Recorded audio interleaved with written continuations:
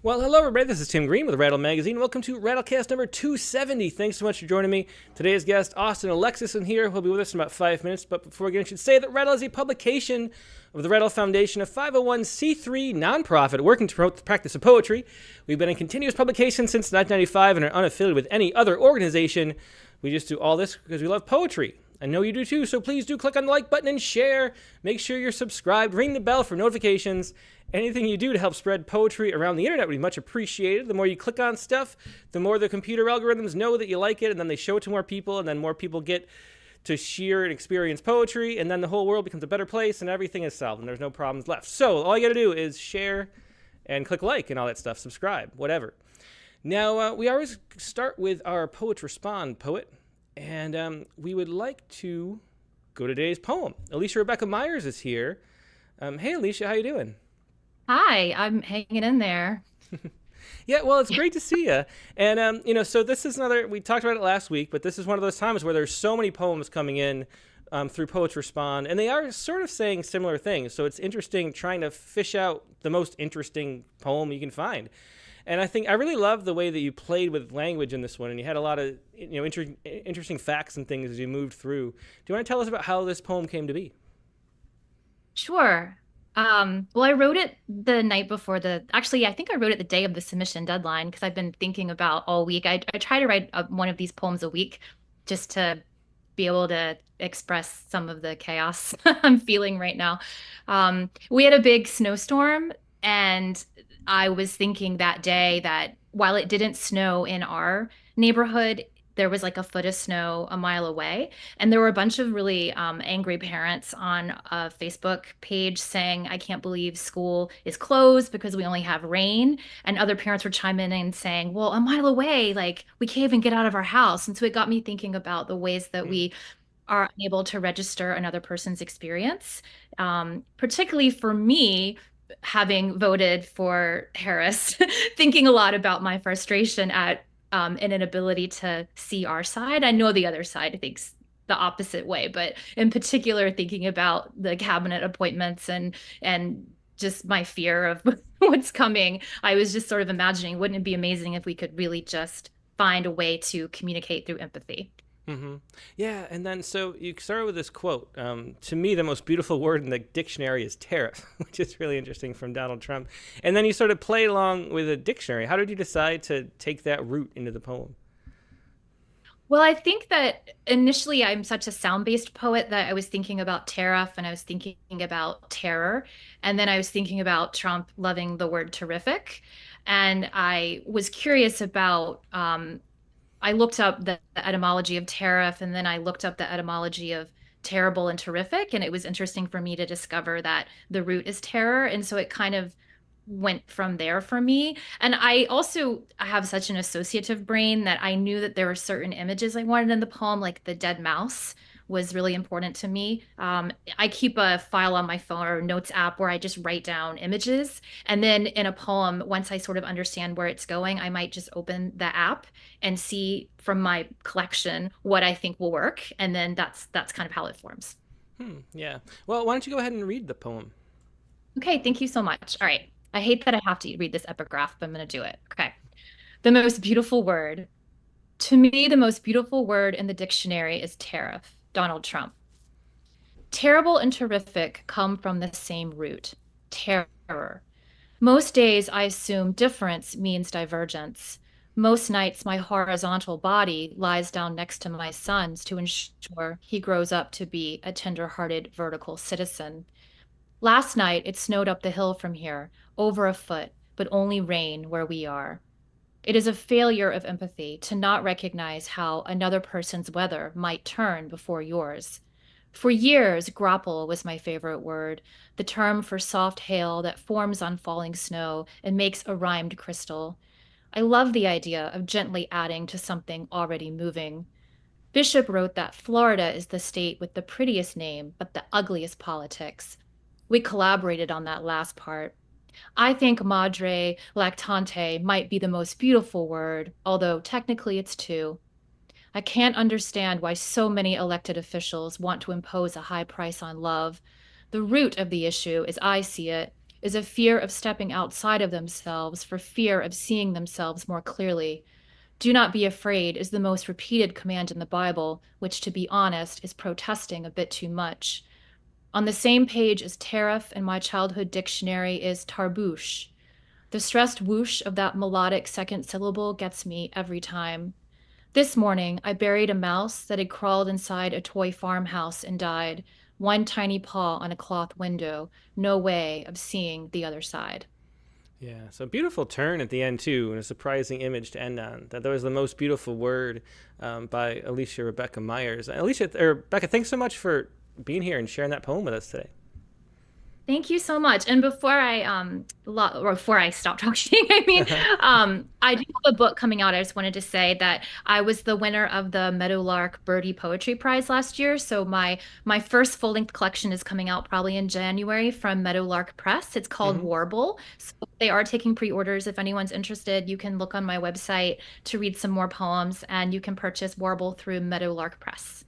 Very cool. Yeah, well, thanks so much for sharing that. And you'd find the website at aliciabeccamyers.com. So aliciabeccamyers.com. Yeah, thanks so much for sharing that, Alicia. Thank you. Yep, take care. Yeah, that was Alicia Rebecca Myers with The Most Beautiful Word. Today's poem of the day on rattle.com. Of course, if you're not signed up for the daily poem, make sure you are.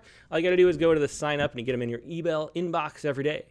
Now we're going to take a quick break and go to our main guest, Austin Alexis. So sit tight and we'll be right back with more poetry.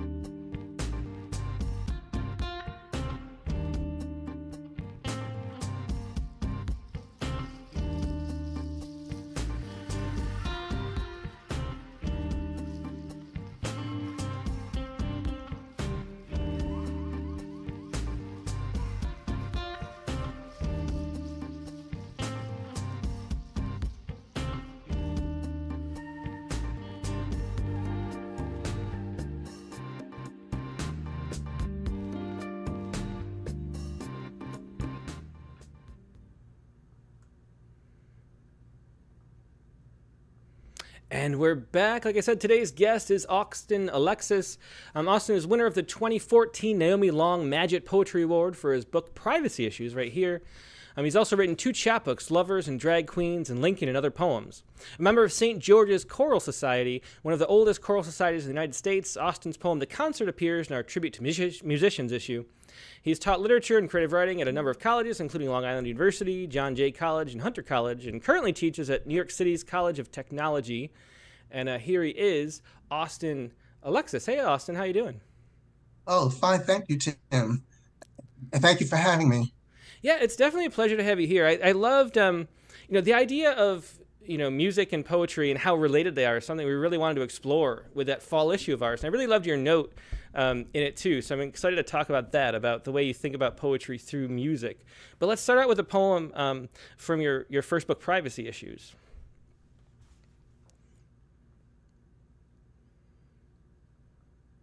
And now that I'm looking at this poem, I see that it has a music reference. Yeah, it does. The Fall. He just happened to be there, his timing Mozart perfect. The slate sidewalk more sacred than a shrine. The baby came plunging from a crane-high windowsill, down, irreversible as water spiraling a drain. She tumbled, sizable raindrop ready to splash, or a chunk of hail speeding toward oblivion.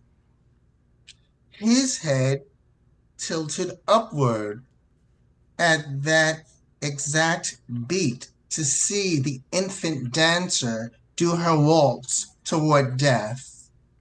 Had he not caught a green light moments earlier? Had he not casually stopped to button his sweater at that spot? Had luck's directions been a fraction less honed? But he was there, Samson or Hercules, stationed there by time, and his arms stretched out in a pope-like gesture to break the fated fall as the laws of nature hold the hovering moon in the sky. The moment glowed for him and for the child. That second created a shock, then a grin, and then became a promenade, featuring Destiny strutting, wearing bells around its ankles. Yeah, beautiful poem, The Fall, from Austin Alexis' book Privacy Issues. So Austin, we're going to only do a few poems because this is an older book. So why don't you give us a little bit of explanation? What is the book about? How did this book come to be as a form? Well, I think I was thinking about public and private.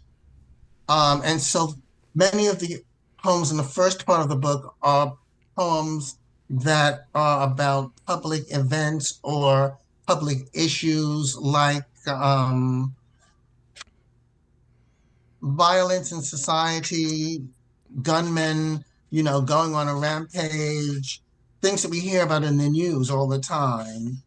Also, in the early part of the book are things like discussions about technology or public monuments, public institutions, public places like Central Park. And then later, the book pivots to private experiences like operations, illnesses.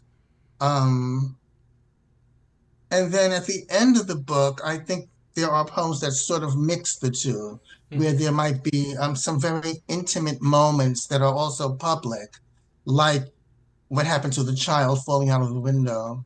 Mm-hmm. Well, it's such an interesting topic, for poets especially, because we have all these private moments and these emotional things that happen to us in our lives. And then as poets, we tend to put them on the page and make them public. And so like what privacy is, especially to all writers really, but we were just talking to David Kirby a while ago, the poet. He's pulling in different stories from different people, and if you tell a poet a story, they might end up using your story in a poem. So there's all this ways that we sort of skirt the line between public and private as poets. And also, I think poets tend to be kind of private people in an interesting way too. Like it's like poetry is the avenue we have to let our private life out, I think, and we have that root. So it's an interesting topic to think about from the perspective of poetry. Do you feel that way that what's private comes out through your poems, or do you have more of a distance as far as the poems go? Sometimes what's private does come out through my poems, and then the private becomes very public because I might read the poem at a reading with 60 people or 70 people. And then, of course, sometimes very public events become private to me when I'm writing about them and relating to them in my particular way. But the poet Linda Lerner wrote a review of the book, and she wrote about how the public is always private when we experience it by ourselves, say at home watching TV, watching the news on TV, and yet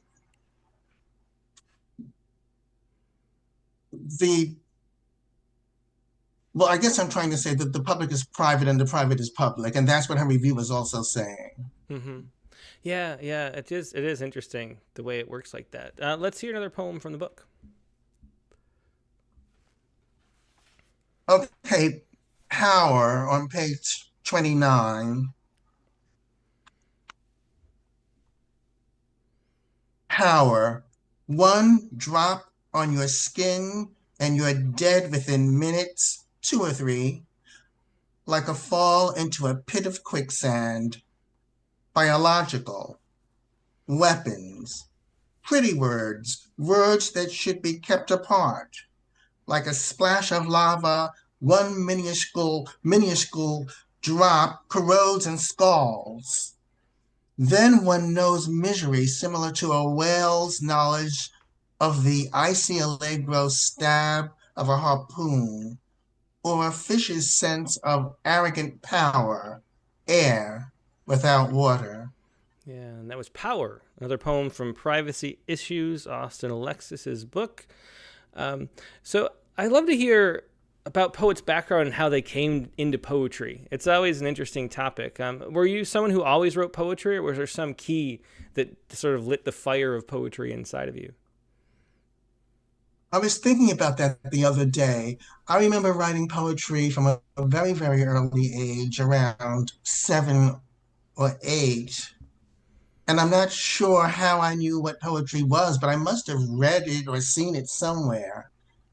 And then I remember in about third grade, or maybe even second grade, one of my poems was taken by my teacher and published in something called the Bank News, which was a newspaper that went around to all of the banks in the Brooklyn area that I lived in. And anyone could pick up this newspaper for free at any branch of the bank. So I was sort of published at a very early age. Um, and then I began writing other things too. When I was maybe 11 or 12, I started writing short stories. And I remember seeing Shakespeare in the park, and then I started writing plays. So I think I've always been a writer. Mm-hmm. What is it about poetry that draws you to it? Well, I really am drawn to very specific moments. Many of my poems are just about one moment of a life. And I think that poetry explores that better than maybe fiction or plays. And it seems like something that's very natural to me, that wanting to explore a particular moment. Mm-hmm. Yeah, I've heard, some people say that the definition of poetry, it's the story of a moment. And I like that thought, that moments have their way of being told. And maybe, because it's so hard to figure out what actually is a poem. Does it have rhyme and meter? That's not actually the definition. And, that there's all sorts of ways you can go about writing. There's prose poems and all that stuff that doesn't even have line breaks. But if you have that story of, a moment in its, in its all its complexity, and that kind of becomes a poem. I do like that definition. So do you write, how often do you write poems? Is it something that's a regular part of your life since that age 8 you were publishing as a kid? Well, I go through periods where I write various things. Like I went through a period 2 or 3 years ago when I was writing mostly flash fiction and short stories, and then I came back to poetry. I've gone through periods where I've written one-act plays, and then I've always come back to poetry.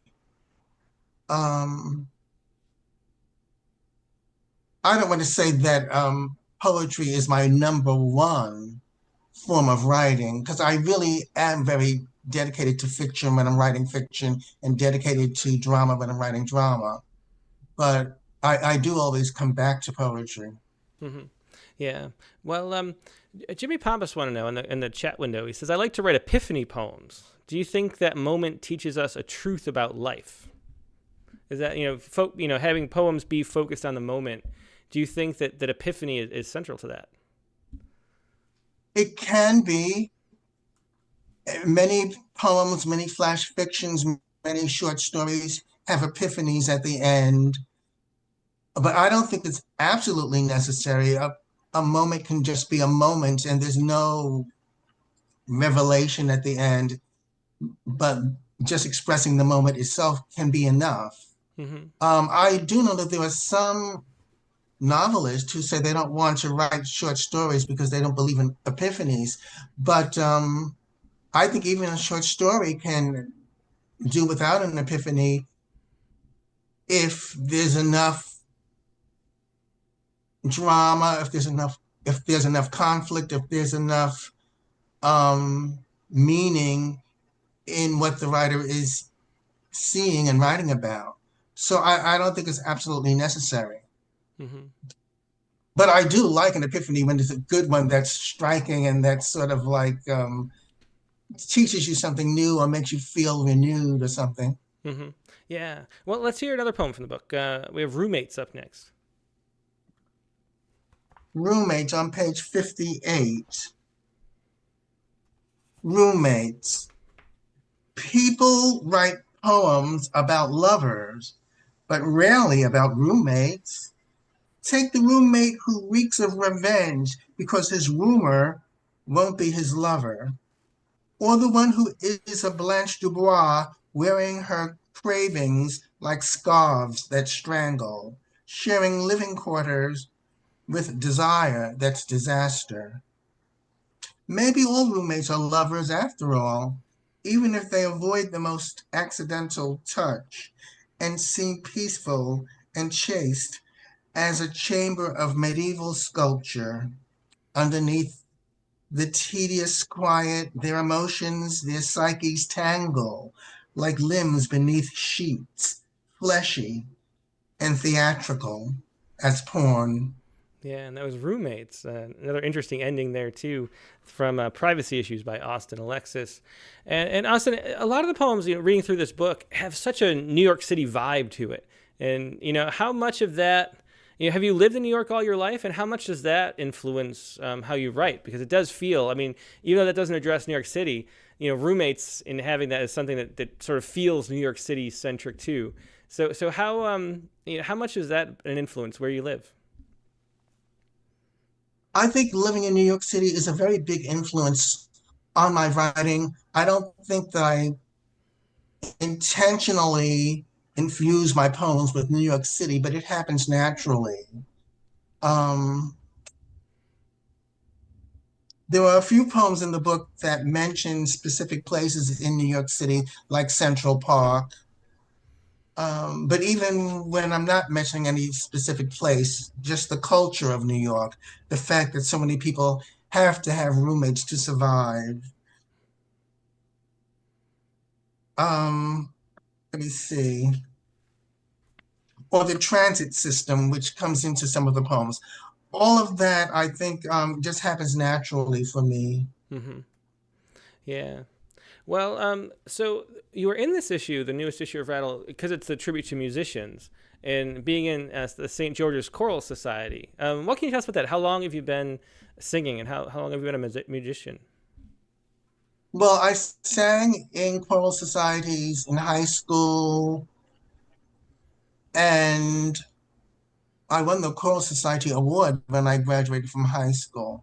Then I was in the Choral Society at Brooklyn College and then at Queens College and and then at Hunter College. Although at the time I was not really a student at Hunter, but they allowed me to be in the chorus. And then I joined the St. George Choral Society, which I'm no longer in, but I was in it years ago. Mm-hmm. And that was the most professional of the choral societies. Yeah, and so how has that affected not only your poetry, but how you encounter the world? Being within that kind of music that intensely. How does it change the way you see your life? Well, it definitely makes me more aware of sound. And I think that sound is really important in my poetry. I mean, I have some poems that are inspired by sounds. So many people are inspired by something visual, something they see. But I have a few poems that are inspired by simply hearing something. Mm-hmm. And I even have some short stories I've written that have been inspired by sound. The sound of a neighbor every Sunday morning, or I'm trying to think of some other sound inspired work. Walking down the street in Midtown, suddenly hearing an explosion and not knowing where that sound is coming from. So it makes me more aware of sound, having had all of this musical experience. And I think there's a camaraderie that exists between musicians that I really like. Hmm. Well, how many? I don't even know for a chorus like that. How many people are performing together? What's the size of it? I mean, it varies from choral society to choral society. Let me think. At Brooklyn College, they had a choral society, tenors, sopranos, altos, tenors, and basses, and then they added baritones. So that was pretty large. But then they would sometimes break that up into a small group that would perform works that were meant to be performed by a very small number of voices. Um, at Queens College, I remember we had a very large chorus because we were in a very large auditorium when we practiced. And they had live musicians, a live orchestra. So we had to have a large chorus to like sound to be heard over the orchestra. Hmm. And then the St. George Choral Society is a large professional choral society that has an orchestra, but they occasionally break off into smaller groups where they may have a work that was performed that was meant to be performed only by altos and strings. Hmm. So it just varies a lot from group to group. Yeah. Well, let's hear another poem. I think the set that you included, that you emailed me of newer poems, has a lot of musical oriented poems in it. Do you want to read the first one of those? Okay, so now I have to switch to my documents because I couldn't print it out, the first poem. Yeah, no problem. It'll still work fine.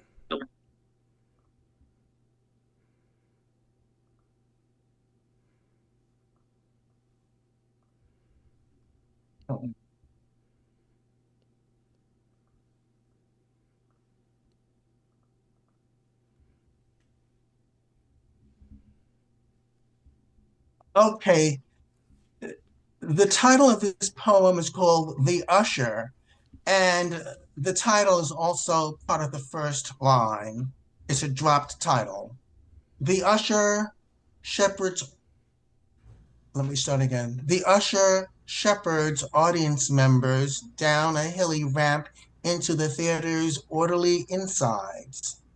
Wide-hipped stagehands have already treaded the ceiling's catwalk, tested the sound system, closed the heavy curtains, fiddled with jingling flashlights strapped to their waists. Now the minutes have arrived for a stable of ushers to hand out programs, check or swipe tickets, answer logistical questions, escort opera goers, balletto mains, concert goers to the velvet covered seats.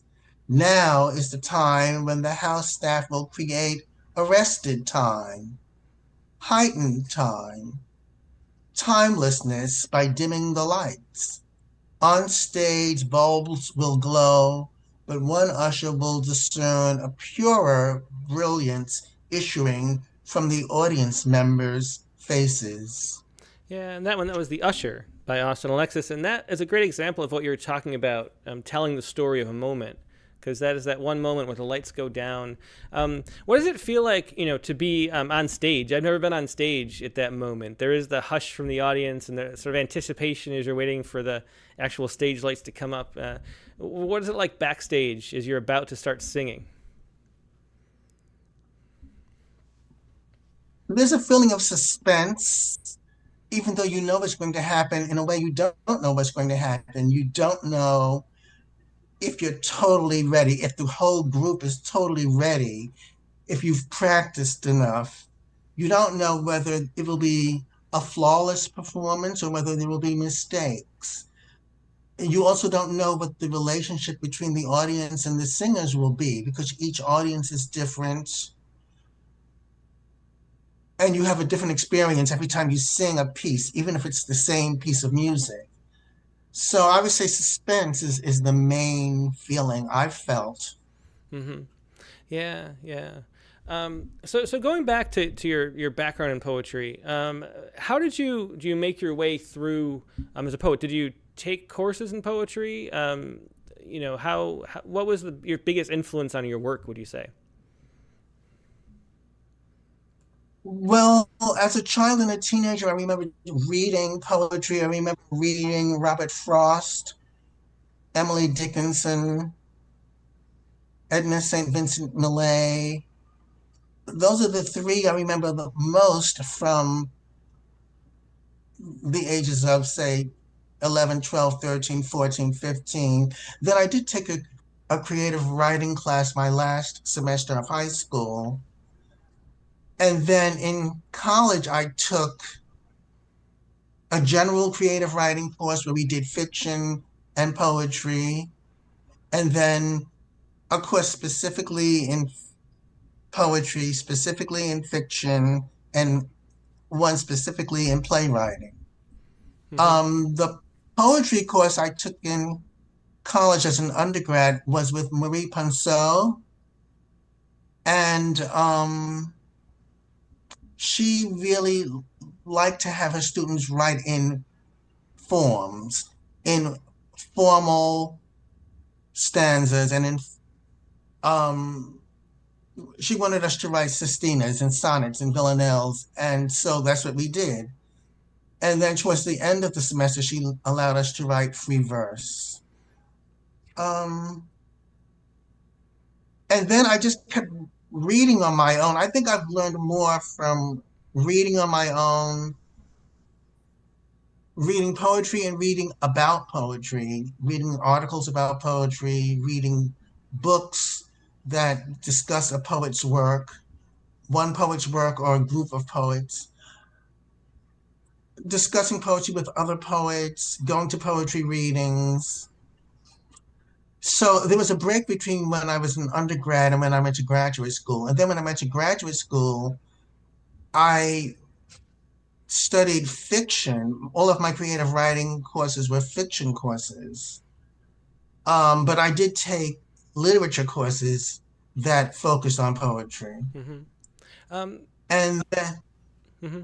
Well, I was going to say in your I'm really interested in what you were talking about in your contributor note, to this issue of Rattle, where you talked about the structure of poetry and stanzas being like movements and or episodes, I guess you said, and so in a poem being similar to the way a modern composer would move through one of their compositions. So what can you tell us about that? I'm interested in how you develop that theory as to how a poem can move. well, as a child, I also took piano lessons. And so I sometimes had to learn to play a Haydn sonata or a Mozart sonata or a Beethoven sonata. So I began to see how works of art are structured sometimes in movements. And so as I wrote poetry, I began to apply that same idea. Um,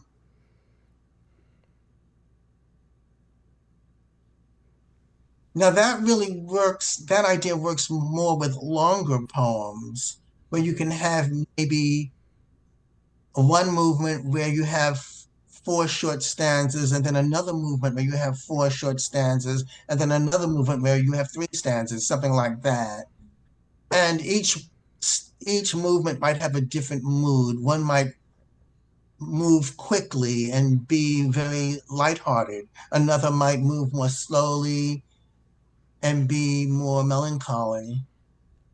And I mean, I think that's just a natural thing that we see in music that translates easily into poetry. Hmm.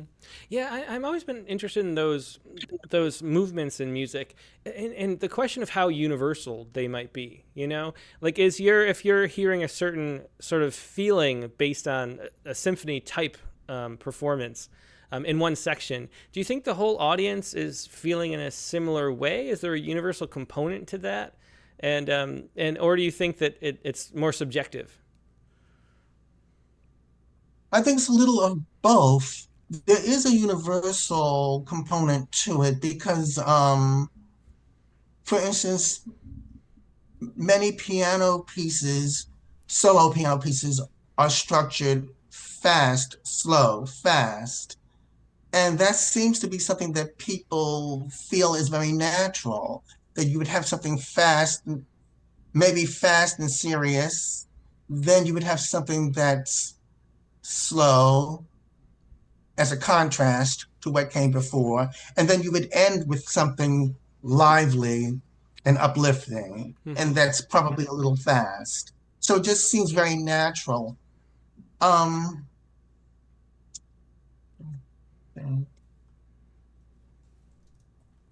and then most symphonies are four movements, and you have your first movement, which is usually rather fast and also serious. Then you have usually a slow movement. Then you have a third movement, which is usually sort of playful. And then the final movement can be really anything the composer wants. Hmm. But I think that structure also emphasizes contrast, which I think is very satisfying and very natural for an audience, as well as for the composer.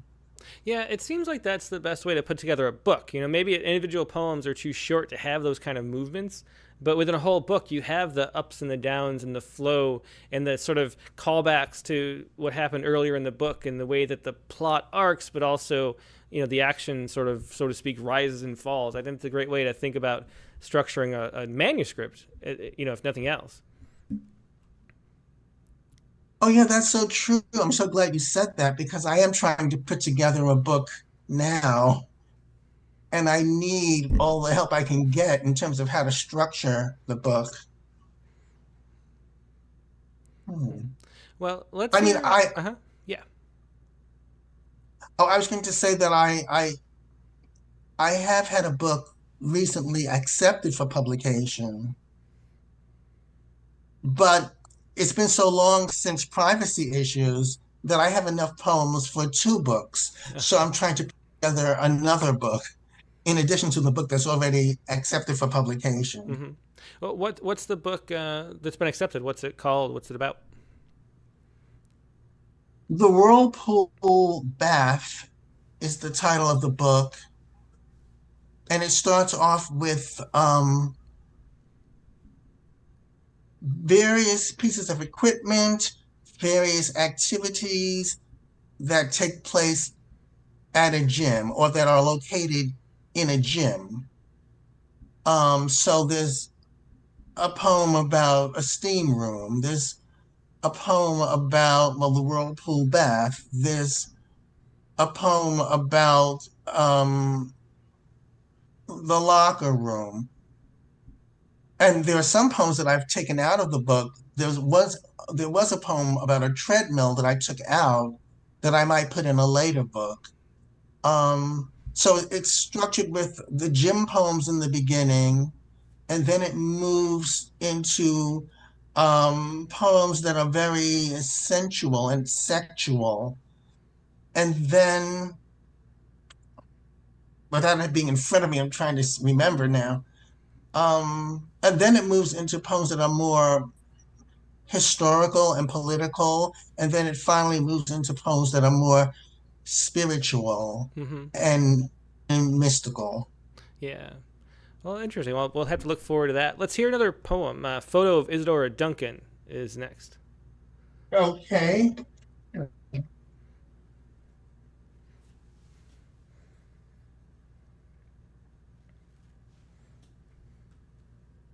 Photo of Isadora Duncan.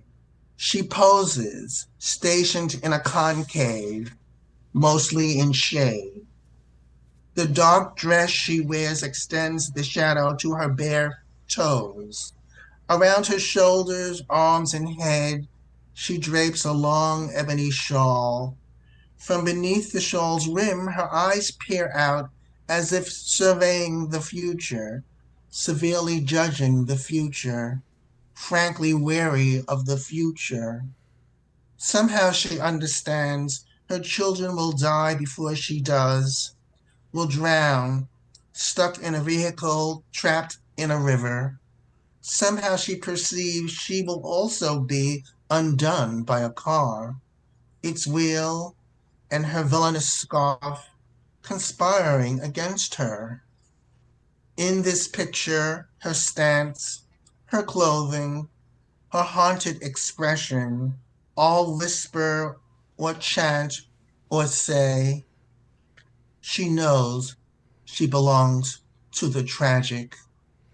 Yeah, and that's one of the things. It's a photo of Isadora Duncan by Austin Alexis. And it's interesting how there's some sense, I can't remember who we were talking to not too long ago, but about how certain actors will sort of jump off the screen, and become lifelike. And there's certain performers who there's sort of a deeper sense of emotion in their soul or something. And that line, she knows she belongs to the tragic. That thing, I mean, like Amy Winehouse or Kurt Cobain or something. There's something that, like, there's a deeper connection to that kind of sense of the self that transforms into like powerful art, but then it's tragedy at the same time. What do you think? What do you think that is? Do you think there's a sense of that? How does that come across in music or dance or other things? Well, I think that tragedy is so much a part of life that if you are practicing an art, any art really, you're naturally drawn to tragedy. Um, so, I mean, that's one thing. Then the other thing is that Isadora Duncan's life was unusually tragic. Her children did die in a car accident. She did die in a very tragic way in a car accident herself when her scarf got caught in the wheel of a car and strangled her. So I think tragedy is both specific to her, but it's also general to many artists who create and who think about life as they create. Mm-hmm. Yeah. Well, let's hear the next poem up. Museum Guard is the one I have. Museum guard. He stands inert and anonymous in room 1604 of a grand museum as he watches over luminous Manets and Monets. The security guard is see-through, or vaguely noticed, or gets registered by busy culture vultures, but then ignored by those same visitors, viewing a sculpture here, a frame there, heavens of color in prominent rectangles. No one knows this dude is not a nobody and plans to one day let his hands move among wet brushes, large paint tubes between skilled, intuitive fingers, stroke canvases with his light. Yeah, another great ending to those. Museum Guard by Austin Alexis. Yeah, so a lot of the poems that you write and have shared here have to do with a certain figure then imagining the story, So the usher was there and we walked through that moment. How often, do you approach things? Is it like, do you keep a notebook with you and make note of people and things that you see as you go throughout your day that inspire poems? I don't keep a notebook. Um, except when I'm writing long short stories. when I'm in one of those periods where I feel like writing long, short stories. But in general, I don't keep a notebook. But I simply do remember a lot of details and images. And I have a lot of experience with the things that I'm writing about. I mean, I really did work in a museum, not as a guard, but as a ticket taker. But I was around museum workers a lot. And I Hmm. also worked in a museum as an usher. And I also worked as an usher at a theater in New York. So um, I have a lot of experience with these things, and I just remember them without taking notes. Hmm. Hmm. And I really feel, the life of the people who work there, as well as the life of the audience members. Yeah. There. Monica Dobos had a follow up to what we were talking about before. She says, "I wonder why Austin thinks that art attracts tragedy. Why do you think that is? That art attracts tragedy?" I think simply because there's so much tragedy in life in general. Um, and so if you're writing about life, it's inevitable that some tragedy is going to seep into your work. Now, of course, some people have a more optimistic view of life and even a joyful view of life, and maybe they aren't prone to write about tragedy as much as others. But if you look at art as a whole, you see that there is a lot of um, sadness, a lot of tragedy. And I just think it's because that's so much a part of life. It's very hard to escape writing about that or painting about that at some point in your art practice. Hmm. Well, we have about two poems left, I believe. If anybody has any questions for Austin, please do leave them in the chat windows like Monica did. We'll pass them along. Jimmy Pappas had a question before, too. And I'll pass them along to Austin as we go. Let's hear another poem, Austin. A rehearsal. The musicians lean into the music as they would tilt toward a lover. They peer at the score. So lovers gaze into a garden that mirrors their amour. The players play four beats to a measure, like the ardent rhythm of a heart. The conductor asks for a repeat of a certain passage. Alert violinists, eager oboists, they are all thrilled in different ways as they play the called for trills, the tingling arpeggios, and the chords deep as romantic love. This last run through before the concert ushers a cascade of notes. The timpani stays silent in anticipation, then bursts forth a longed for kiss. Shiny brass laughs into the stratosphere. This orgasm of sounds will last, will echo like the rumble of an avalanche. Vibrations bouncing from town to town, like influential lives resonant beyond measure. Yeah, great metaphor that it was a rehearsal by Austin Alexis. Um, yeah, and so you've had a lot of different jobs throughout the years, and sort of all hovering around music, which is really interesting. What is your favorite, place to be? Do you like to enjoy music, or do you like the actual singing the most? Like, is it better to be on stage or to be witnessing?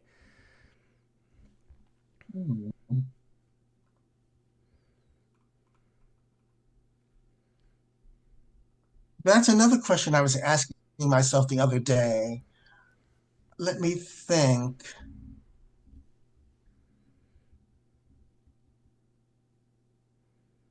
I really like listening and experiencing some art more than actually producing it myself. For instance, I did study dance a lot in my late teens and early 20s. I studied dance very, very intensely, but I found that I really preferred being in the audience. I really wasn't all that happy about actually performing. Um, with music, when it came to singing in a choral society, I did enjoy that a lot, and I felt relaxed enough to enjoy it as much as I would enjoy it had I been just an audience member. Mm-hmm. Let me think.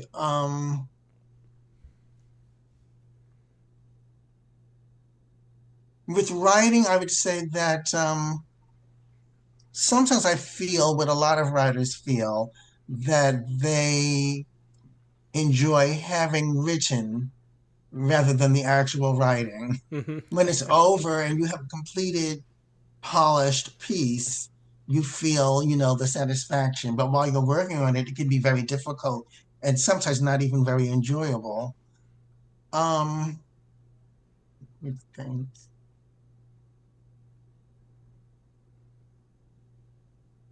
And I never used to enjoy reading my poetry or performing it, but now that I'm older and I have more experience reading my poetry, I enjoy that a lot, Mm-hmm. just as much as hearing someone else read their poetry. Yeah. I do, though, I have to say that I enjoy reading a poem at home all by myself in my head more than anything.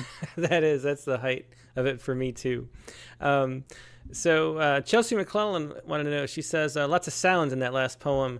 When describing sounds within a poem, do you find the English language lacking, or is there a world of words that I'm ignorant of, waiting to be discovered? What about that of bringing forth the sounds in a poem? It's such an important sense, and yet we focus so much on the image so much of the time. Well, the English language has a lot of musical,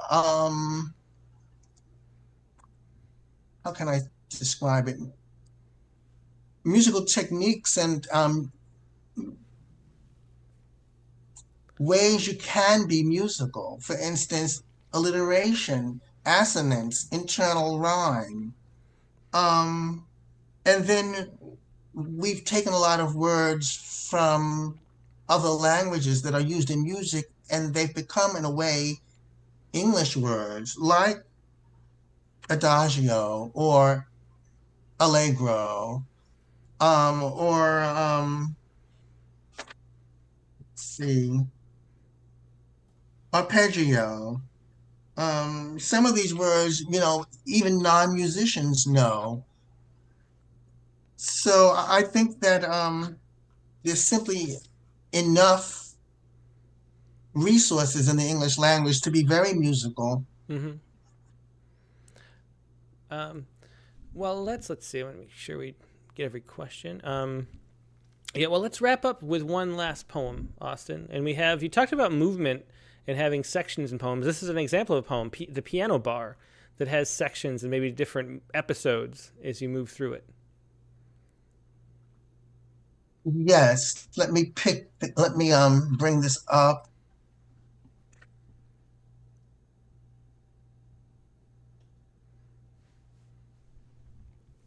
Oh,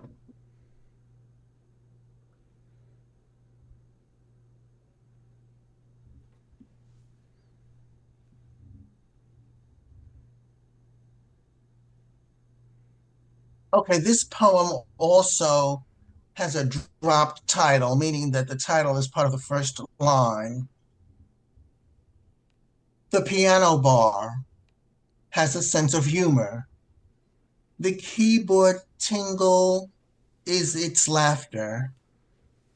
Upstairs, the patrons' chatter competes with the major minor melodies and the busboys' jokes and the clatter of glasses and beer cans at the long arm counter sporting swivel stools. 2. Downstairs, the cubbyhole room awaits. A clockwise trip on the spiral staircase, and I'm there in a quieter atmosphere. Lower ceiling, lower volume of insistent voices, but also a lower depth feeling, as if something clandestine is happening or will occur in one of the dark corners. 3. The real danger here isn't the dark, but the lack of enough exits. Only one way out. What if a fire erupts?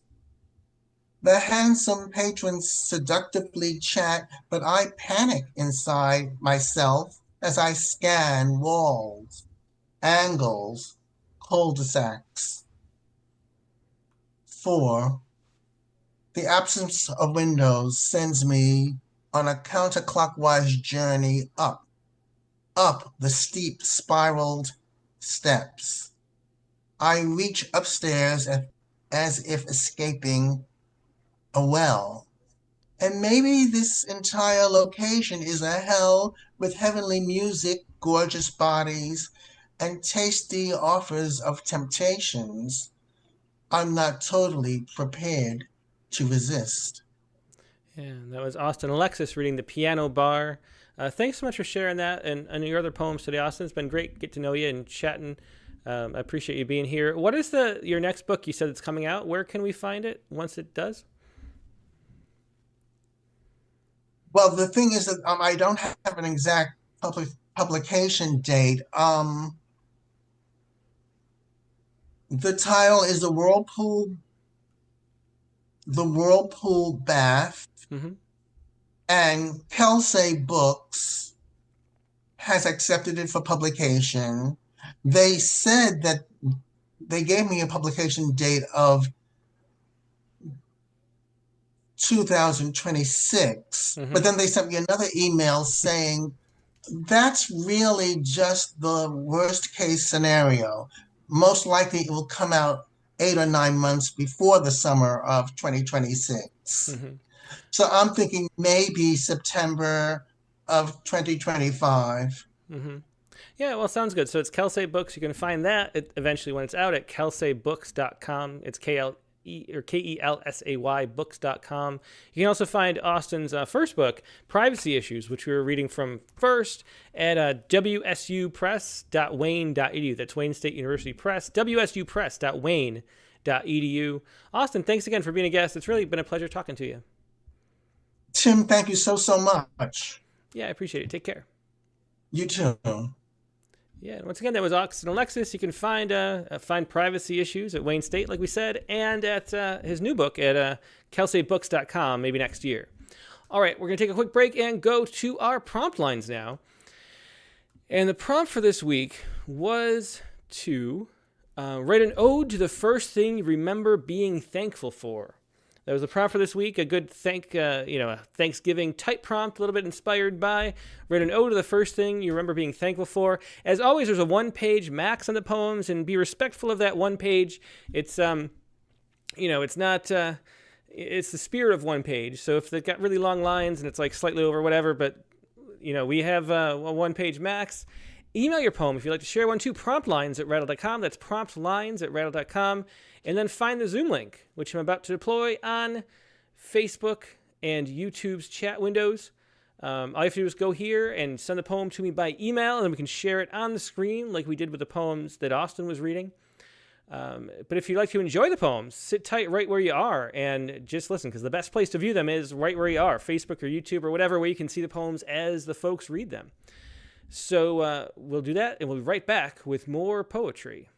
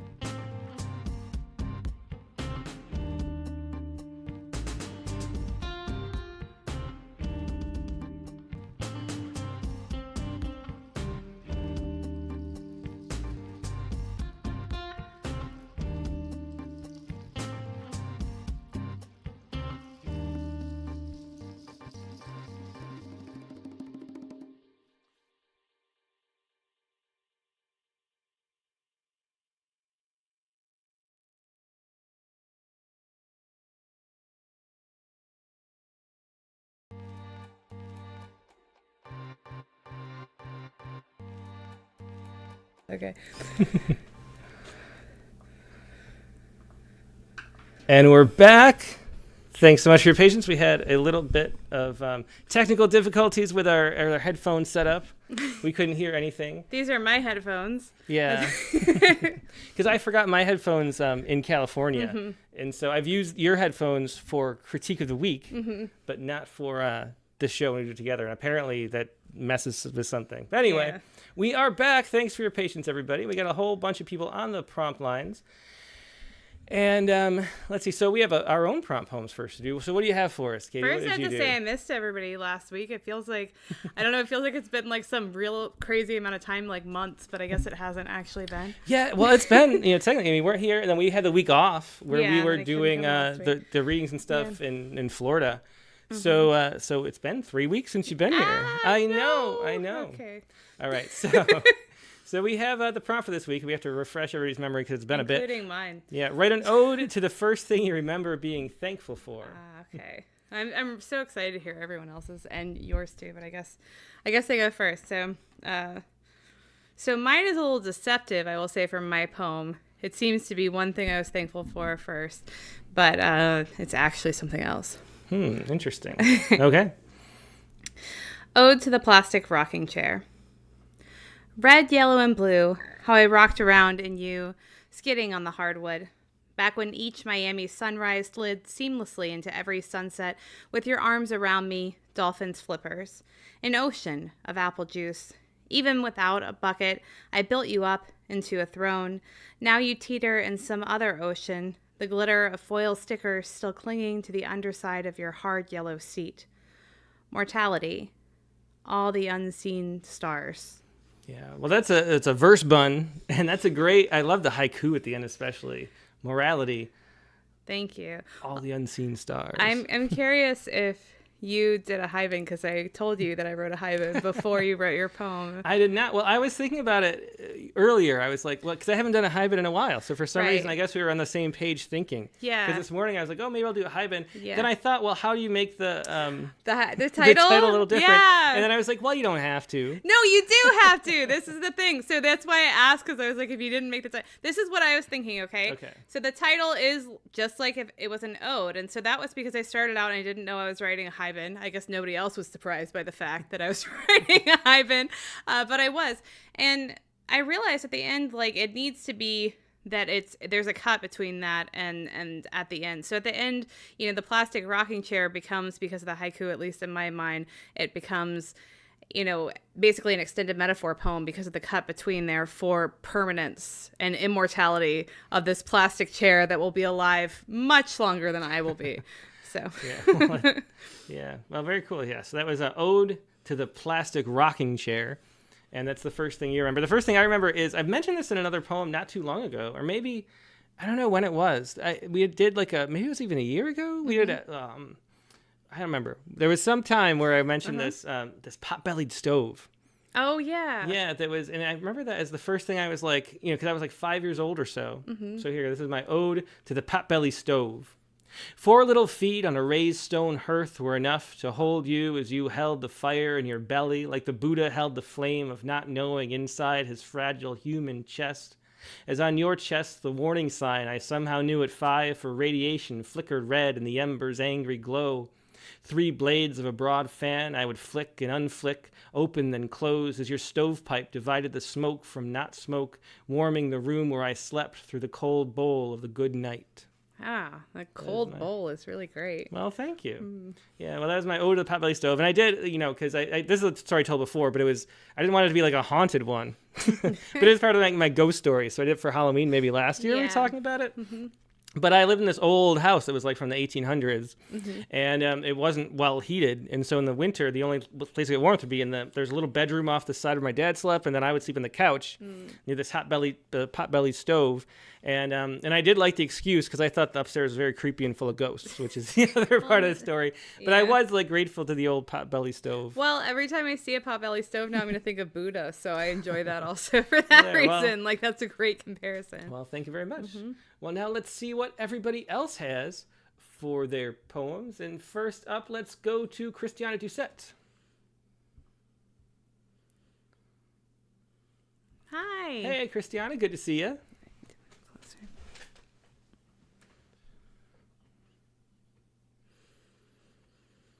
Glitchy here. So I hope that that's just on my end and not on your end. Yeah, well, I hope so too. But I was a little worried I wouldn't be able to hear you at all with our whole, because there's so many different ways all the things have to be connected. But we're good to go. We both hear you, I think. Yes. Yeah. Oh, great. So what was what was your ode about?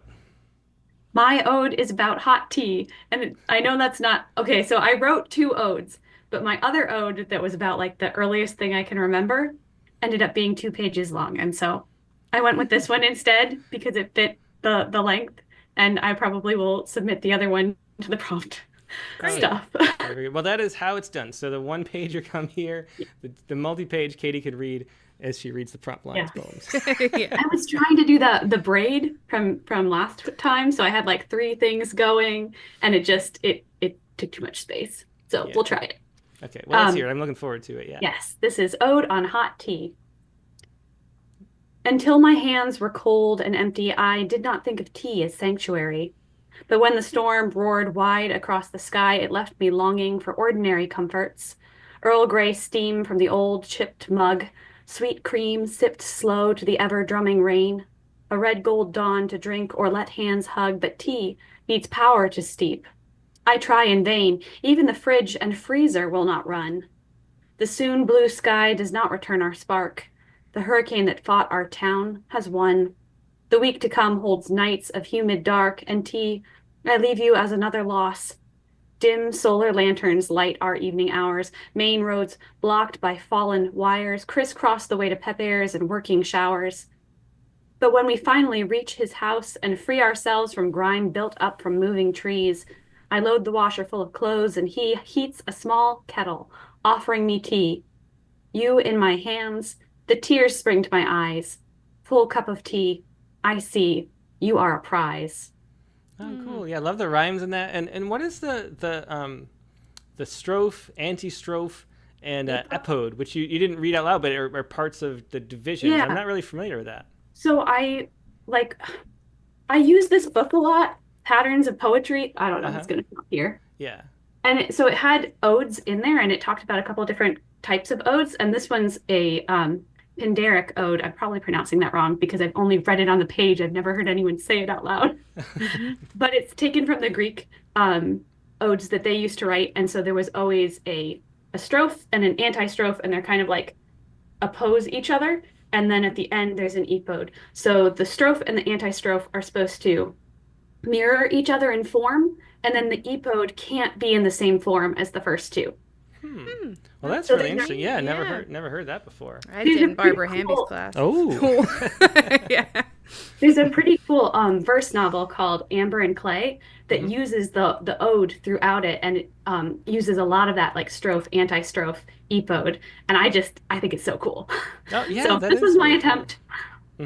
What is that book again? I think I have a copy. What was the book called? Amber and Clay. I was just looking. Oh, not that one. I mean the one you're pulling out all the forms from. Oh yeah. I should dig that out.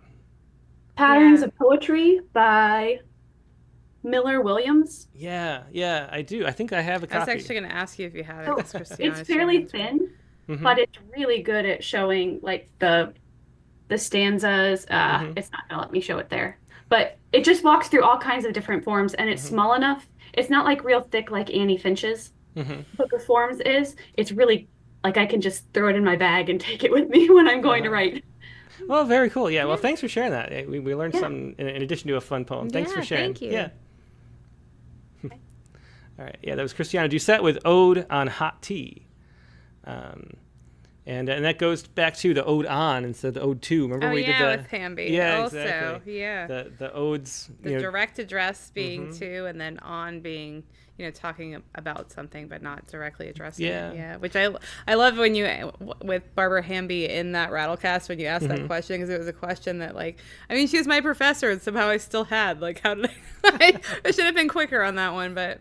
Yeah, there was Barbara Hamby on episode around 200. She writes a lot of odes, which is why we're talking Very about her a bunch. odes, yeah. She does. All right, let's go next to Jared Campbell. Hello. Hi. Hey, Jared. Yeah, great to see you. Good to see you. So, Yeah, I'm pulling up your ode. I like your title already. Yeah, it's a fun one. Let's hope. No, I'm just Well, kidding. yeah, It might not be. now you've really put me on the spot. Yeah, I know. All right. So, a crust that doesn't rise. As we were driving to Emo's for our pizzas, I told my wife the story of the Emo's mom and dad would go to back when they were dating, sitting at a tabletop Ms. Pac-Man machine and playing while they ate. I wonder what they talked about before my brother and sister and I showed up. Driving home, I thought about the other pizzas I've discovered over the years. The classic New York slice, Chicago deep dish, Frank Pepe's inimitable white clam, Lombardi's margarita, which they claim is the pizza that started it all, but it's not the one that started it all for me. That would have to be those cracker crust, Provel-topped, unfoldably crisp little squares they cut the pizzas into at Emo's. I'm thankful for the Emo's mom and dad ate together 40-some years ago, and I'm thankful for the Emo's my wife and I are eating together now. Oh, that's very sweet and a good advertisement for Emos, too. Yeah, It you was, right? should share it to them. They should put that on the pizza box. Yeah, definitely. Yeah, well, thanks so much for sharing that, Jared. Yeah, Thanks. yeah. Thank you. Yep, take care. It was Jared Campbell with a crust that doesn't rise. I kind of want some. Yeah, it also sounds like a movie title, maybe. It A does. crust that doesn't Let's bring out rise. I'm Hungry. Yeah. So that helps. All right, so Dick Westheimer is up next. That's just what I typed in the chat that Jared's poem Yeah. made me hungry. And then I typed on my draft of my poem that Katie corrected me on my title. So because I have an ode on, Ah. and it's really an ode to, and I had not made that connection. So shame on Interesting. me. Well, actually, I see you named your document Ode 2. Oh. And in the document itself, it is Ode on. The So I think, subconscious knew. yeah, your right brain knew and your left brain didn't.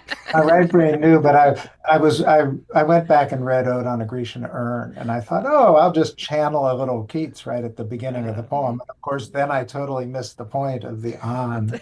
That's all right. So I confess again to that little aphantasia sort of issue that memory is sort of weird for me. So I don't remember any old rocking chair or anything like this. So this was to something later in my life. Interesting. Yeah, okay. Did you get the second version that I sent, Tim? I do believe, let me double check I'm looking at the right one. Yeah, that's the right one. Okay. Okay, good. Ode on a so-so acid trip, with only tepid apologies to John Keats. Oh, you ravaged quiet, you wildness of undone time, you mix of widened eyes and flashing lights and climbing vines. I brought with me a yellow pad and a blue pick pen and swore I'd write what insights came from the deepest den of my hallucinations, of the deities I'd see, of the phantasms, and whirl and trance and dance to the Grateful Dead's anthem of the sun. I was Dolly's clock draped over the arm of the dorm lounge couch.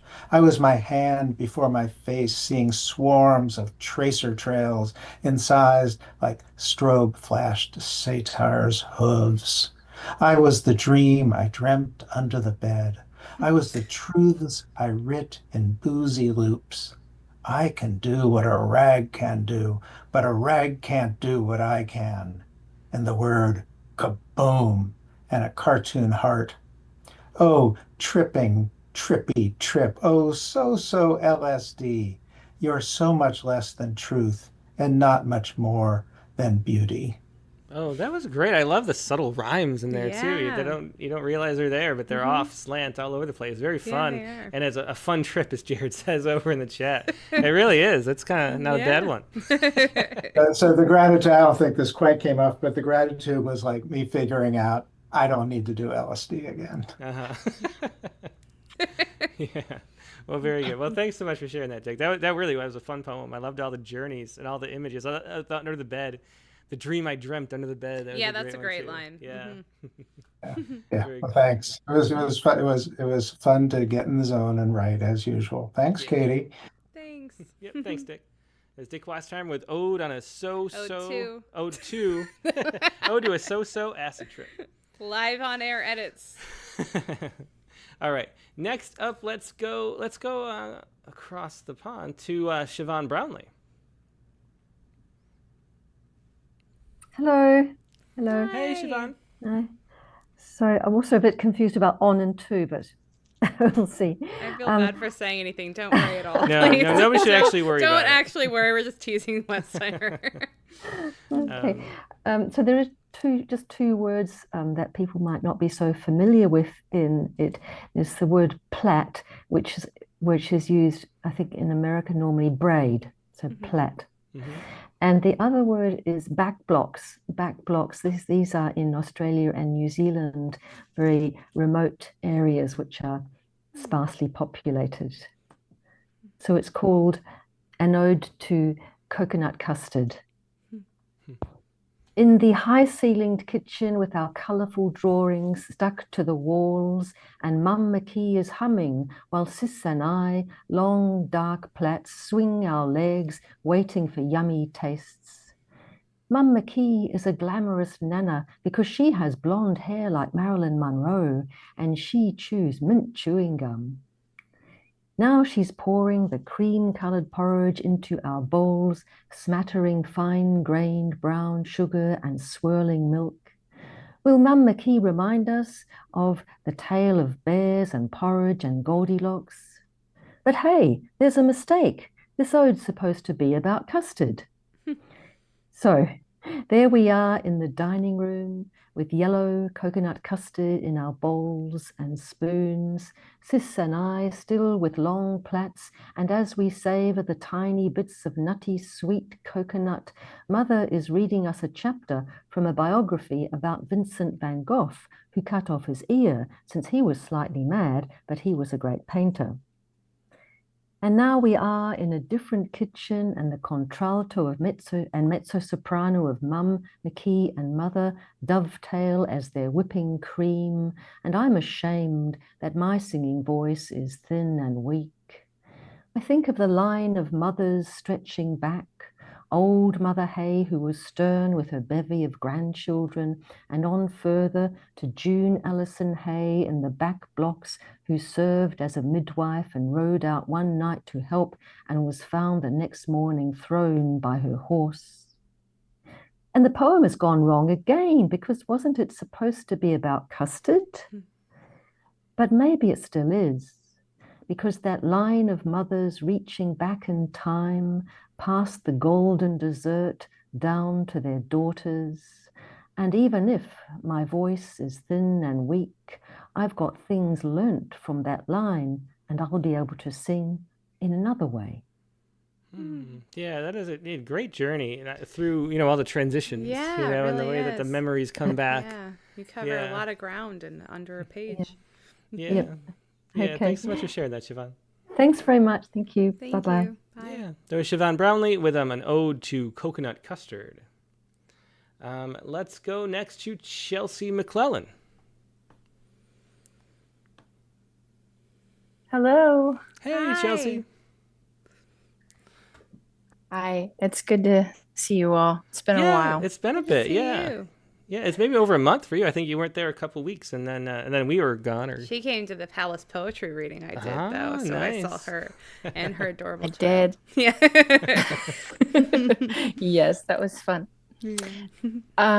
So the first thing I could remember being thankful for was my sister, and a particular memory of my sister, which I hope on my second go around, this poem explains clear enough. So this is Ode to My Sister's Back. Okay. Your spine is her upright attitude. Your muscle is her laugh. She laughed then when I asked her to press you into me, but she obliged, and I positioned my head against the school bus seat and behind her back, begged her, press as hard as you can. How could one know how much a migraine hurts who hasn't had one yet? Hurts so much it drives away all shame for a moment of relief. On Friday at the football game, we hadn't even made it through the gate before my older friend and I were teased. Me for my baggy t-shirt, him for his red hair, and things I didn't understand yet. He turned away, and I jumped onto his back, threw their stones back at them, and we sang loudly as we ran. But it was you who taught my spine to rise, to twist when needed, to stretch, to jump. A little sister's always watching. And when your friends made fun of me on the bus, I would have understood if you sat still. But you called in reinforcements, legs, voice, joined me, pressed yourself into my migrained head, taught me when to ask for help, taught my spine when it's okay to crack, to fold into another's. Oh, yeah, very sweet poem there too. Yeah, Ode to My Sister's Back. Thanks so much for sharing that, Chelsea. Thank you. Good night. Thanks. Yep, good night. It was Chelsea McClellan with the Ode to My Sister's Back. Next, let's go to Audrey Friedman. Well, hello. Hello, Audrey. Hi, Audrey. Yeah, great to see you. Oh, good to be here. I was away all summer and schedules were crazy, and then I came home. And the one who thought I was going to beat COVID forever didn't. Oh, I'm sorry to hear that. So I've been away longer than I would have liked. Yeah, well, so glad to have you back. Yeah, we are. Good to be home again. Okay, so I have Ode to My Gyroscope. Okay. It's fun until it seemed to be performing pirouettes in rehearsal for Swan Lake.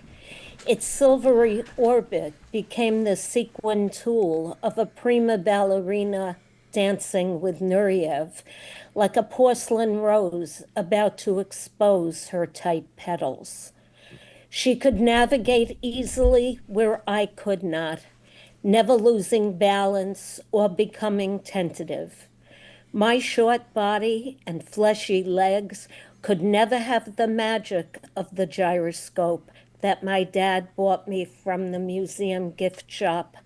So I remained transfixed, hour after hour, staring at her, defying gravity, while assuming even the most precarious angles as she flawlessly crossed the string.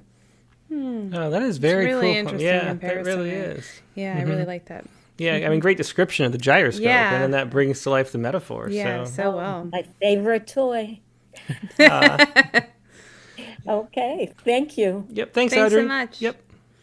Yeah, Audrey Friedman with Ode to My Gyroscope. And next, let's go to Tina Dennetclaw.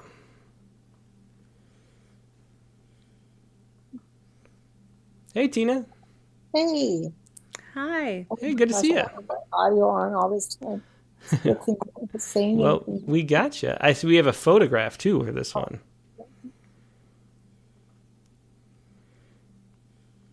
Are you there, Tina?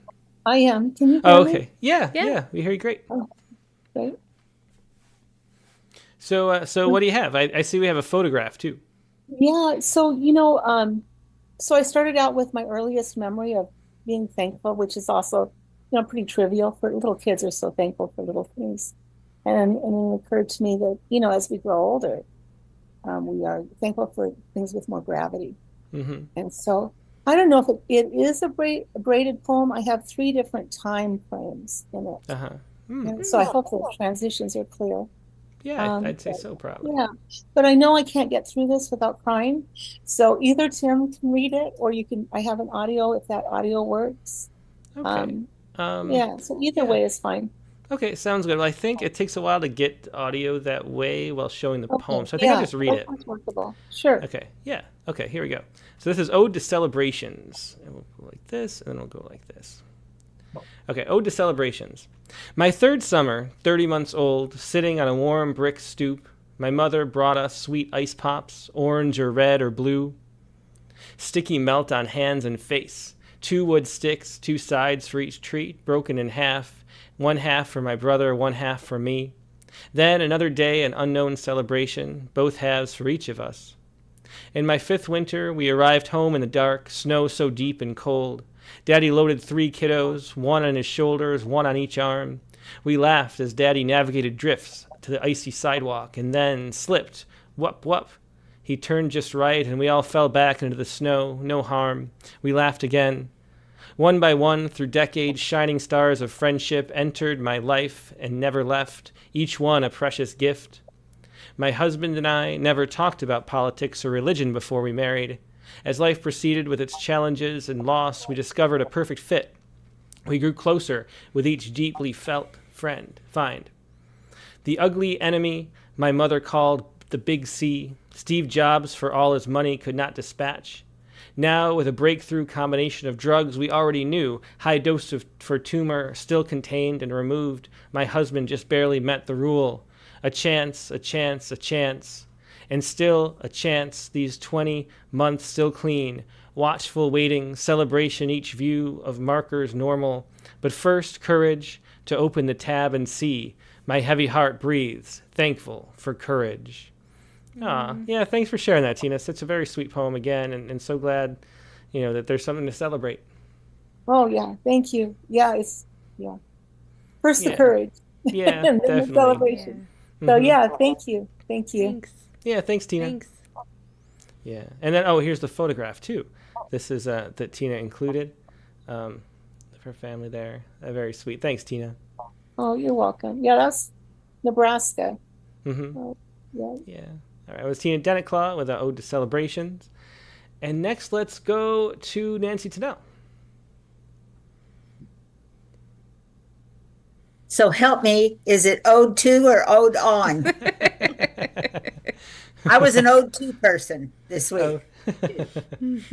Growing up, I watched the Mickey Mouse Club, and this was the old one with Annette and Bobby and Cubby and Darlene and Jimmy. And they played this. I believe this was their theme song. And, I couldn't think of the earliest thing I was grateful for. I mean, I couldn't go back very far. And then this morning I was driving, and there's a classical music show called Pipe Dreams, and it's all about pipe organs. And the host played somebody playing on the organ and doing When You Wish Upon a Star. Oh, that sounds very nice. Anyway, and that triggered the memory of how I loved that song whenever they would do it on the show. So this is my ode to the wishing star. Ends with an epigraph. When you wish upon a star, makes no difference who you are. Anything your heart desires will come to you. If your heart is in your dream, no request is too extreme. When you wish upon a star, as dreamers do. Sung by Jiminy Cricket. Oh, song, you were an epiphany for children who did not dare to dream, wanting to avoid a disappointment when their dream did not come true. Oh, inclusive star, captivating me at age 7, you are ready for the wishes of everyone, returning each night to collect them. Even when I didn't know how to define dreams, I accepted your song as a believable thing. Oh, dreamers, your parents dreamed freedom for you, walked with you under night skies toward protection. Oh, star, receive their wishes. They heard, makes no difference, heard, no wish is too extreme. Oh, song, please be a promise, because this is the truth we need to believe. Yeah, well, that's a great thing to write an ode to the wishing star. Yeah, I love that. is. Yeah. And thanks for recalling that song. Adding the dreamers, but I couldn't. My brain just went there. I thought of the children who were allowed to stay in the country, even though they were documented if they met certain criteria. The dreamers, they call them. Yeah. Yeah. Well, great. Thanks so much for sharing that, Nancy. Yeah, Nancy Tennell with Ode to the Wishing Star. Let's go next to Monica Dobos. Hey, Monica. Hi. It's been a bit. I haven't seen you in a while. Oh, I'm there. Okay. Yeah, there you are. Yeah, I've been taking some classes and just been super busy, but here I Oh, am. cool. Yeah, with well, a call. yeah, glad to have you here. Yeah, do you mind sharing the picture? Because that's my intro to my reading. Well, definitely would love to share this Aw. picture. That's very sweet. I love that. Yeah, so basically, the hardest part about the prompt was like coming up with the earliest memory. And so if you look at the chubby cheeks, it's sour cream. Not sweets, but sour cream. And, Aw. yeah, so here it is. Oops.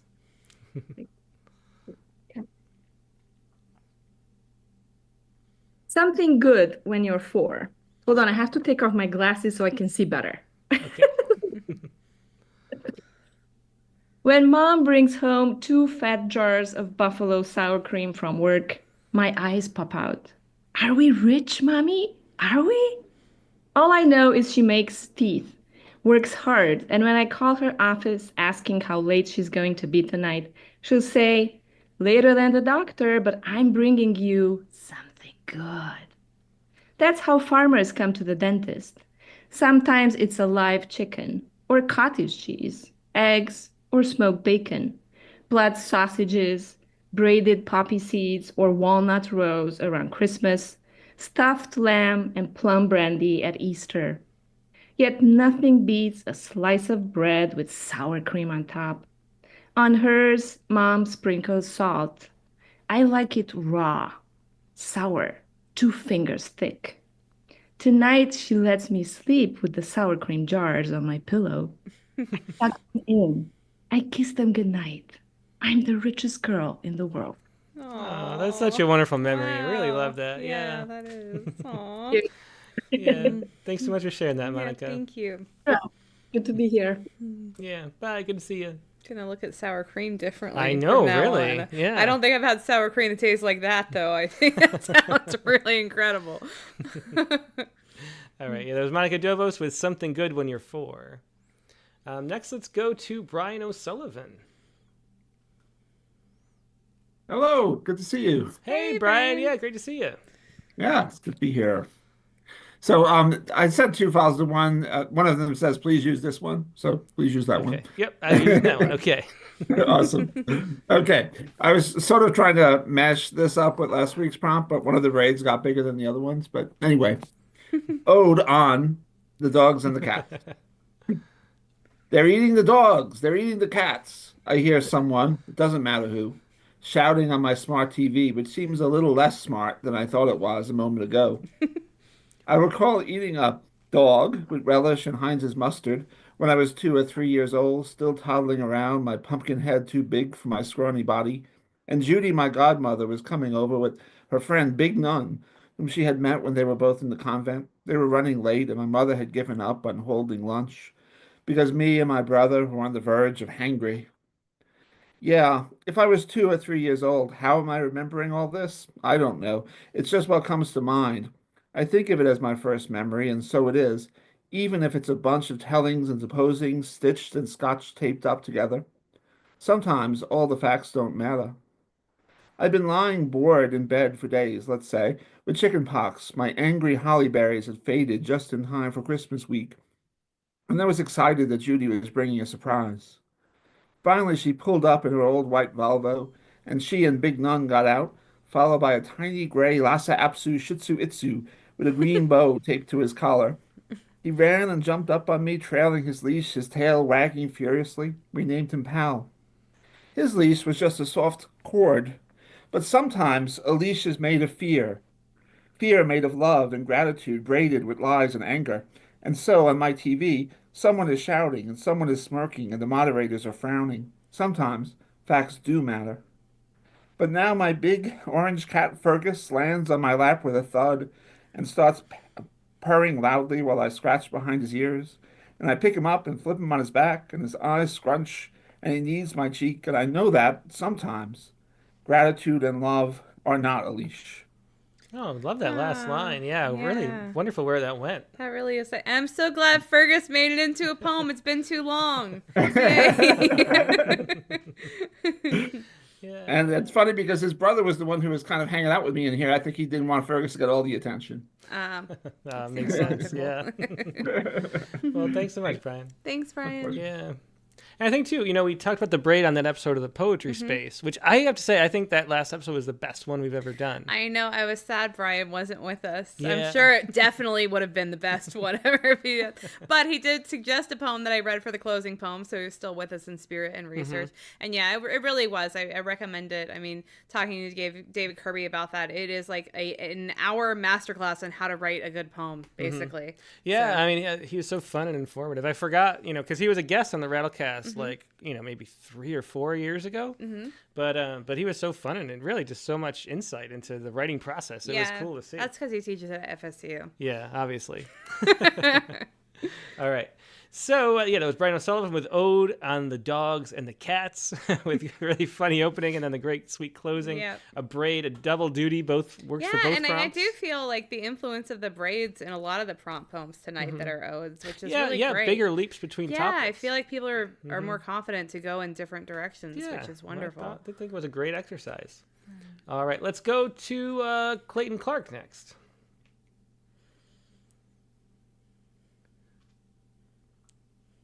Hi there. Hey, Hi, Clayton. Yeah, great to see you. Oh, I was shocked you got to me because I forgot to send the poem for so long. Oh, well, I got it right now. Nice. So it's a hidden ode. It's to my mother. But yeah, accidental American sonnet. A mother to destroy all monsters, including lyrics from a song by Stoddard King and Zoe Elliott. Night came, pushed and shoved, made sure there'd be no drift off to sleep. A mockingbird and the flowering peach by the window would titter and whistle to heat up the drooling beast beneath my bed. All this after the kiss and sign off, sleep tight, my dear. To rid me of my terrors, you'd return to my screams, scratch my back, softly sing, "There's a long, long trail a-winding into the land of my dreams." Soon that song, with your off-key notes and awkward pitch, silenced the bird and vanquished the monster below. Your loving, tuneless tones continued to save me. Now you're gone. In dreams, it's you I call, if the past pushes me rapidly toward the falls. Oh, very sweet poem. I love that the tuneless tones and and great ending too. Yeah, and the volta. Yeah. Oh. And we got to hear you sing, which was lovely. That was. Yeah. Dangerous. It's always a highlight when we get that out of anybody. I have to say I loved Austin's music in his poems and his purple walls. I felt at home. Well, every time I see your pink wall, I'm like, we're going to be moving soon. And I'm like, I kind of want to ask Tim if we can paint it the pink. I don't know. Maybe your office. Maybe my office. Like, I want the one room. Everything else is okay. I'm going to have to ask you that exact pink because I love it. It is a great pink. It does put a whole mood. It feels like a set. I know. It's it feels pretty. wonderful. Yeah. And she's got the great art. I mean, a lot to love in the background, too. Yeah, let's show a full view of the back. Oh, yeah. Look at that. Looks so nice and cool and interesting. Really That's my sense of style, too. Yeah. I really like it. Yeah. All right. Well, thanks as always, Clayton. Yeah, much fun. Yeah. Thanks Clayton. Tim, for the great interview. Okay. Thanks. Bye, guys. Yeah, bye. It's Clayton Clark with an accidental American sonnet, an ode to my mom.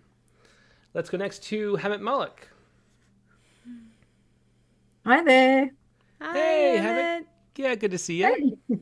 You too, both of you. Okay, I keep grumbling, so there's more elegy than ode in here. And there's one F-bomb. I'm sorry. Oh, that's all right. That's all right. I have some myself, so I understand. Okay. All right. Ode to an elegy.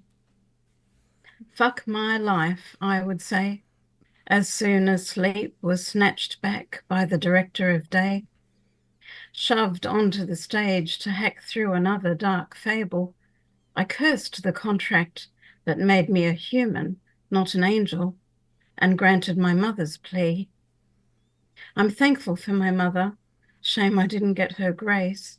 Her gaze as soft as feathers, she flutters to the grimace on my face, once bright with awe at the magic of the show, until I found the stage door and the music pit below.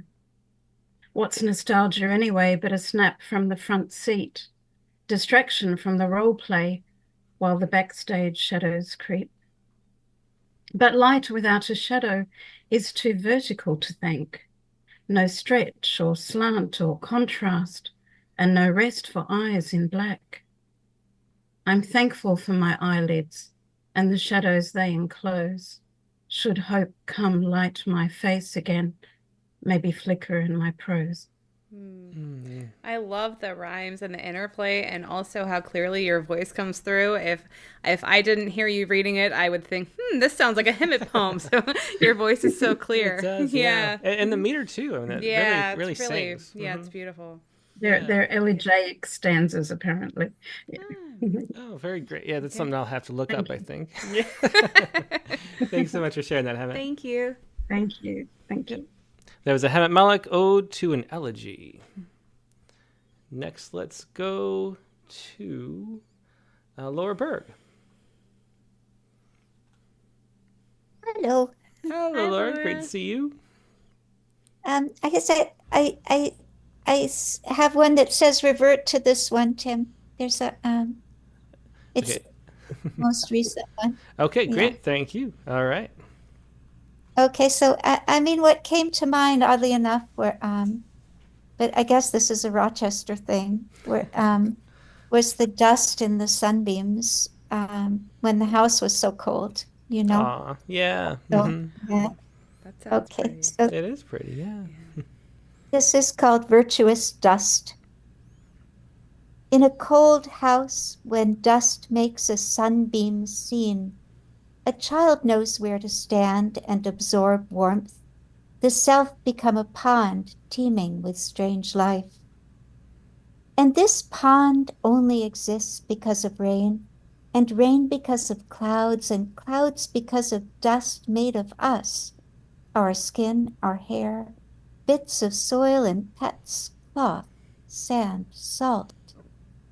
Magnified how it shines, roly-poly pollen puffs and the monstrous grace of mites coalescing into a mote that floats on an updrift from the gilt-edged page of an antique book, making me wish to spiral too, untie the sash too tight around my waist and pull off those darn socks, spot spring in some corner of the house no one knew. Those days, for Mama, I'd dust the way one can stay busy, removing much that matters. Oh, yeah, beautiful images and sounds in that one Yeah. both. Yeah, thanks for sharing that, Laura. Thank you. Thank you. You're the Yeah, thank you. That was Laura Berg with Virtuous Dust.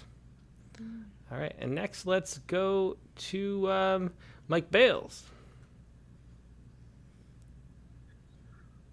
Yeah, I had to do a quick change. I read the assignment, then I read oaths, so I had to change the its to use, but I missed one.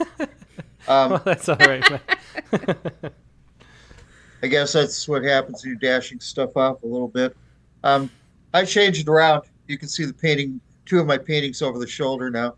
The Yeah. bottom one, someone almost spotted and backed off. Oh, beautiful. Yeah, that's really neat. Yeah, writer's website said do something creative without words, so I went to painting classes. Oh, that's really That's fun, Mike. great. Yeah, you really do a lot of things. Yeah. Yeah, it keeps me going.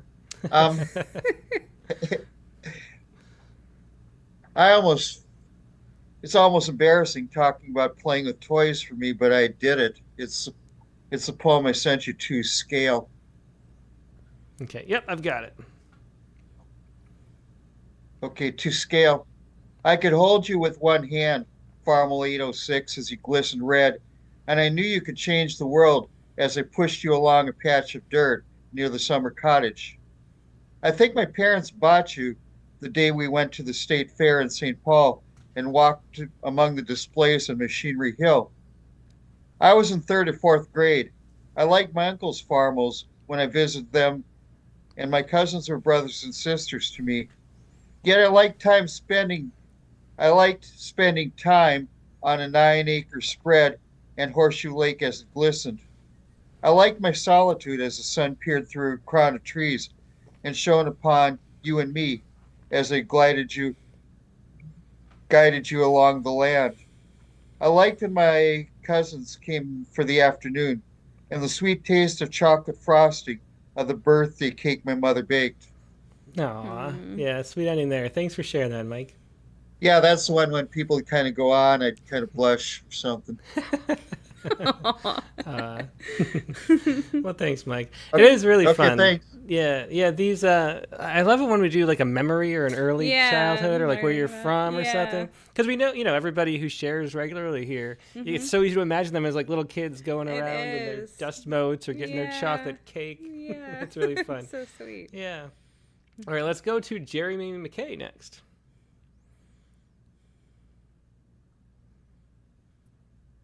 Hi. Hey, Jeremy. So, I got to bring up my poem. No problem.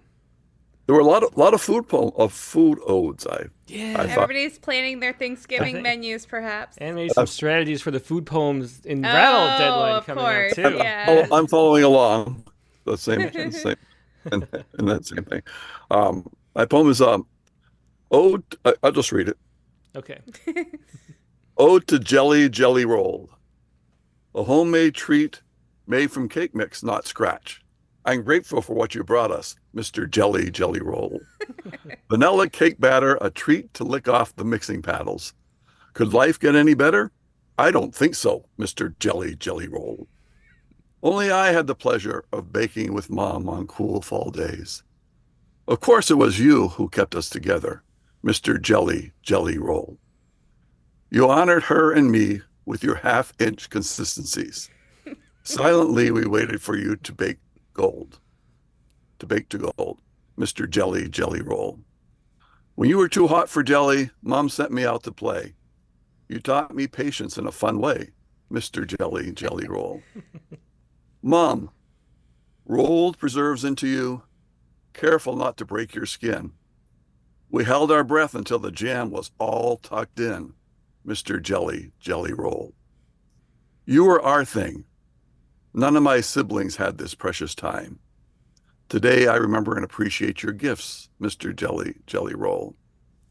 Back then, I hope my attentiveness, silence, and smile was a clear indication of the joy of being with you, Mr. Jelly Roll. Maybe your sweetness could have navigated the gap that grew between her and me as I got older, Mr. Jelly Roll. Thank you for an almost forgotten memory unpacked today during this time of mourning, Mr. Jelly Roll. Yeah, what a great journey there too. Yeah. And I love, the things that come up when we think about memories. Yeah. And, thanks for sharing that. Thank you. Yeah, Jeremy McKay with Ode to Jelly Roll, which I don't actually know what that is, but I don't either. I know how to make like a jelly roll, but I never made one from a mix. I did make it from scratch. But I think now I want to try because does it really called Mr. Jelly Roll because that makes it like infinitely cooler also. I came up just as I was writing. So. That's wonderful. You came up with that. I think you need to market it. Yeah, I think so. Yeah. Well, good job. Thanks so much, Thank Jeremy. you. Yeah, Jeremy McKay with Ode to Jelly Roll. All right, let's see. Mary Lisa D. Diminishes is next. Hi. Hey, Mary Lisa. Great to see you. Great to see you guys as well. I couldn't remember anything that I was really grateful for when I was very young, but my mom told me this story that like my first words were "me some" because I was trying to get popcorn. That's really funny. So I kept saying "me some," and they finally realized I wanted the popcorn. Aww. So I got. That's really sweet. So you can just picture little I Mary know, Lisa. you so can. But also I'm really grateful for being born in America. So I think that's more about this. That's more. I got the popcorn in there. So okay, funny. I've got 5 kinds of apples to choose from. 3 kinds of caramel squares for melting and dipping the apples into. Spoiled brat. I've got white corn, yellow corn, whole kernel, creamed, canned, frozen corn, and popcorn. Ice cream. 54 flavors. Leftovers. 10 kinds and 4 different sizes of trash cans in 4 basic color combinations for throwing excess away in, on sale now. I've got variation. The latest discovery sweeping the nation, the color coordinates, the watermelon lotion, the smell of autumn in a jar. Now there goes a funny thing to think. This might be heaven I'm in. You too. A bottle of wine, 3 pounds of meat, 2 pounds of vegetables for stew. Oh, yeah.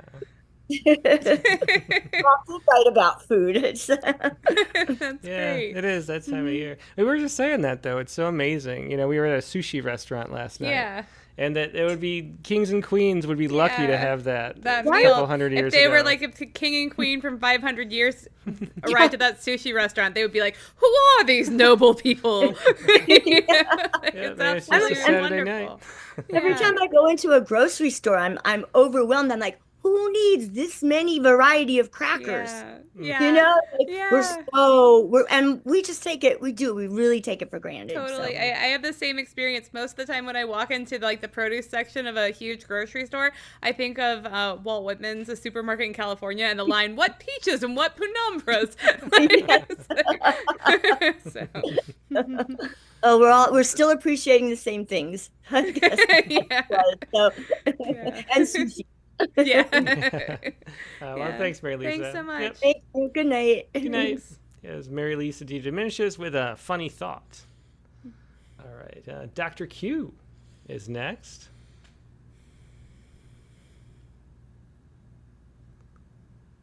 Hello. Oh, Jared Campbell's saying Allen Ginsberg. That's so funny. I claimed it was Walt Whitman's Oh, poem. really? It's Allen Ginsberg's, obviously. Good Thank point. you. Thank you. He walks with Walt Whitman in the poem. In That's true, he fairness does, to me, yeah. but it is written obviously by Allen Ginsberg. Thank you. All right. Well, Sorry. we're here with Dr. Q. Hi, on the Dr. line. Q. Hey, Dr. Q. Hello. So what do we got node for from you? Goodbye kisses. The power of goodbye kisses. Very nice. Oh, okay. So I was a little bit melodramatic as a kid. Not that I am now, but so but everybody's making me hungry with their poems tonight. So anyway, I'll read this so I can go get a pizza. All right. Ode to the power of goodbye kisses. Oh, how we were marched, ages 2 through 8, through the hallway to meet our father on the gurney, his team of doctors and nurses standing by his side, ready to enter the OR, informed by Mom, a worried woman, say goodbye to your dad, tell him you love him, and give him kisses on the cheek. We were previously prepared for this moment. We were not to shed one single tear, show no emotion. Oh, he might not live through this surgery, 50-50 chances. But if he didn't have the surgery, he would not survive. End of story. The surgeons were honest about harsh reality. Lined up like little soldiers, one by one, the oldest 3 said goodbye to our father, told him they loved him, kissed him on the cheek. My turn, and I asked with a 5-year-old innocence, oh, will it hurt when they kill you, Daddy? They're not going to kill me, but they might not save me. Oh, okay. Will it hurt if they don't save you? Asking sounds emotion. No, they will put me to sleep and I won't feel a thing. I hope they save you. I love you and I'll never forget you if they don't. I didn't shed one single tear. I kissed him on the cheek, then stood back bravely as my mother leaned in with the baby to kiss him on the cheek. Oh, he didn't know what was what, tiny hands waving wildly, sporting the goofiest smile. After goodbye kisses, we were marched out, taken home by kind, reassuring relatives, staying with us until our mom came home much, much later. And she announced it. Your father is alive. He made it through surgery. He'll come home to us someday soon. Oh. And then, so this was late December back in '63, which is a line from a song from the Four Seasons. So that's I put the epigraph in the wrong place, but Well, there it's we all right. have It's it. nice. Yeah. Yeah. Well, thanks so much for sharing that, Thank Dr. Q. you. Yeah, Okay, really, what a thanks. memory. Bye. Yeah. Take care. There's Dr. Q with Ode to the Power of Goodbye Kisses. And next up is Bijwajit Mishra. Hey, Tim and Candy. Hey, Biz. Yeah, great to see you. Hi, how are you guys doing? We're great. Yeah. Oh, you have a photo with us, too. So should we show the photo first or should we show it second? I mean, it's got nothing to do with the poem, but you can show it. I thought it was interesting. Okay, well, let's show it. Let's see what this is. I like the picture, I even if do. it has nothing to do with the poem. That's This all is a right. very fun picture. So tell us what we're looking at. It looks cool. That's you.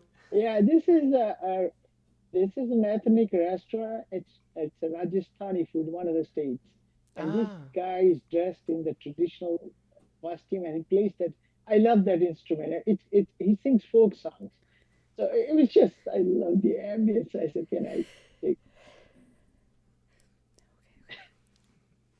Well, that's really cool. That's really cool. And so you're in India right now. I forgot. And you're calling us. So what? Yes. It must be. It's early in the morning there, then, right? No, it's 8:35. I'm doing marathon weddings. Will it hurt when they kill you? Two sides. Will it hurt when they kill you? Oh, wait. Hey, hang on. Sorry, I muted the wrong one. Unmute yourself again, Biz. Sorry about that. Okay. So all I was saying is I'm just switching between weddings. Oh, yeah? Tomorrow I fly off to Goa, another city for a wedding. So Oh, wow. Very popular. How did you get so many weddings lined up so you could just stay in India and go to multiple weddings? That seems you must be really close to the that's friends. one of the that's one of the reasons. I mean, I've been planning to come here, and it's a nice time to come because of the weather. It's not too hot. It's autumn. It's not too cold. So right now I had to go to another wedding, a friend's son. So I'll take my chances maybe for some time. I'll see you guys there. It was nice to hear so many great poems. I love the way the varieties. I mean, and the unusual subjects. I really loved like a ode to elegy. I mean, who could think of that? That was such beautiful. I really love this. This is getting so much better. Yeah, everybody is really good. Yeah. Well, speaking of which, let's see what you've got for us. What do you have, Biz? Yeah, I don't know if it's an ode or not. It's just a memory that came to. I wrote in the play. I've not been writing anything, but it's called First Test of Gratitude. Okay. Yeah, let's hear it. It might have been grade 8. It might have been grade 8 or 9. It's hard to pinpoint. The way I'm aging, memory makes it as obliterated as a rain-soaked wall with a graffiti art. Or maybe with every turning over, each side kicks up a new dream, overwriting the last one. But I'll balance my recollection with honesty, even with forgetfulness of details. It was grade 8 or 9. My father handed me a new pair of cleats to replace my old pair of mismatched sizes, which I had bought used from another friend, making me only the second one to have cleats among my bare-feet soccer-playing friends. Or maybe some played with canvas shoes, white ones, or maybe brown ones, which might have doubled as National Cadet Corps or Boy Scout shoes. But that's not important, at least not as my having a brand new pair of cleats in my little town with no shops that sold them. So my father asked someone to bring them from Kolkata, and I can't recall what happened to the old pair. But when I come to think of it, were they really mismatched ones in a pair? But why would that be? And why then does it seem that way? But I remember my father wasn't too happy. I had got those used ones, but he must have given me the money to get them. Otherwise, how would I have bought them? Or were they free? That doesn't seem right. Or maybe I managed a side deal on the sly with my mom, and maybe my dad was mad, but not too much, because it was still legit, even though through the back door. But I could recall There, my memory is not graphic yet. I have them embossed in the color of the body of my being. How grateful, happy, proud, grateful. Maybe more, but my vocabulary was limited to say it in any other way fitting a teen smile. But it still makes me happy, humble, grateful, happy. Oh, well, thanks so much for sharing that. I think that definitely is an ode at the first taste of gratitude. And thanks, Biz, and hope you have a great rest of your travels. Okay, thank you. Good seeing you guys. Have a great evening. You too. Try to catch you again next week. Okay, great. Yeah, I hope you Okay, can. bye-bye. All right, bye. Yeah, that was Bijou Mishra on the road in India. Very fun. And last but not least on the Zoom is Julian Matthews. It's been a bit since we've seen Julian. Hi. Hey, Julian. Yeah, great to see you again. Yeah, great to be here. Yeah, so what do you have for us? It's about a rotating fan. Ah. So, have you got it? Yep, go ahead. So this is after James Pollock's ceiling fan. I guess you're not into spin. It's rotation and pivot action that turns you on. It's a kind of salutation, even contemplated. First left, stop. Then right, stop. Then left again. Back and forth with soldier-like regularity. A sinking brass player in a marching band. You're a moving instrument, orchestrating the air. The word for it is oscillate, from the Latin oscillare, which means to swing. But you're no swinger. You're a go-go getter, caged on a wall, gyrating to your own rhythm. The music in your head wins sublime. Unlike a pendulum that tells time, your tick-tock clockwork motion is what brings the chill factor to every room, rendering us all cooler than we seem. Very well. I love the description of that, especially that talking about the salutation and the left and the right, and the really soldier, regularity. Thanks so much for sharing that. It's great to see you again, Julian. Thank you. Thanks. Yep, that was Julian Matthews with a rotating fan. And that is going to wrap up the Zoom for tonight. Let's go over to see what else we've got from folks that were around today. Definitely saw Ted Guevara in the chat. Let's see what Ted has to offer. As always, a photograph. And this photograph is of somebody walking a baby's first steps, holding their hands all cute between their legs. It's an adorable one that doesn't look like AI also, I will say. Yeah, hopefully. Yeah, all right. And then here is Ted's poem. It's Ted Bernal Guevara. Everyone who helped raise you. A handful of them, or just the one who had a voice reeking of demand. His is to be feared at a tender anything age, sure. He has agreed to the future. Your molding years, he who had not or had kind decibel, who had grit. It might be a neighbor who babysat you, no. An aunt who always brought you a toy, no. Or someone with an open hand and arms you have no blood relation to, no, no. Yes, they all deserve, but anything with that voice so clear it's almost yelling, like it has a private prayer, not yet written or answered, begging you can't be bound to lame wheels. So walk, now, while days and bones are tender, I am your sidewalk, your cracks, and your mellow grass, your gratitude. I like the sweep of that aside. Thanks for sharing that, Ted. Everyone who helped raise you. I guess we can go like this, too. There we are. Everyone who helped raise you. All right, thanks for sharing that, Ted. And now let's go to our Sciku. Let's wrap up the show. And the Sciku this week is based on this story right here from the University of Arkansas. And it goes a little something like this. Researchers identify previously unknown compound. What? We're just having all sorts of technical problems today. But anyway, researchers identify previously unknown compound in drinking water. And so they went through, and there's this trace element that they've never noticed, which is something, what do they call it? What's the word? Chloramines. And so we use chloramines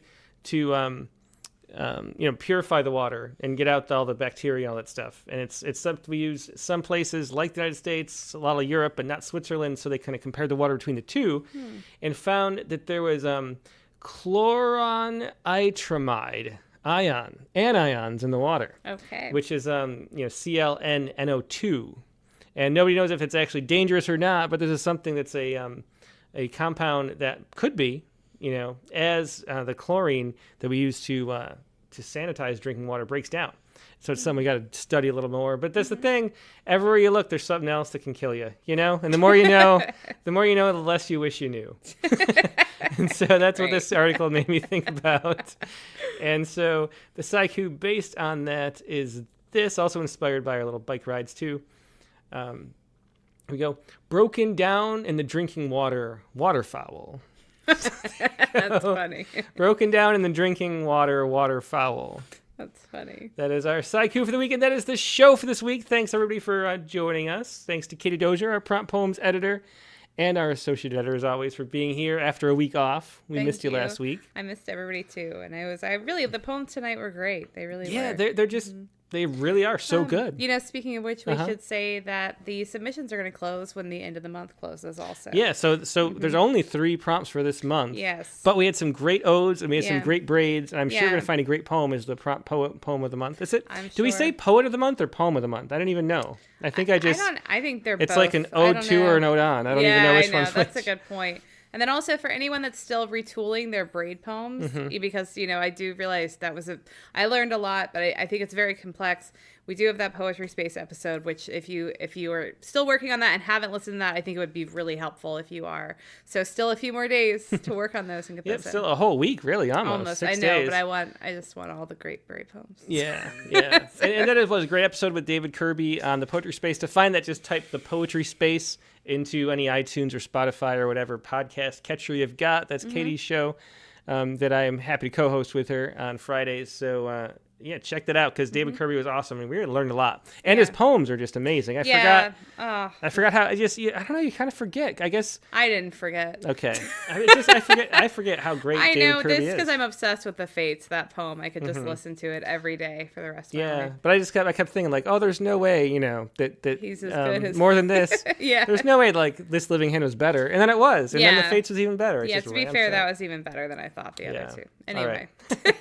Anyway, so next week's prompt, though, which is going to be, even though it's the first, it's going to be the first December prompt. Yeah. Because that's just how we roll around here. It's not going to be due till the end of December, allowing even more time for braid poem work and the other prompts also. Or to write multiple prompts, too. It's a reminder, you don't have to just submit one poem. If I was submitting to my own category, I would write a bunch for the prompts. You would probably spend like 15 a month. I probably, it's just all you're doing is saving that happen and me being able to submit there where I break. Yeah.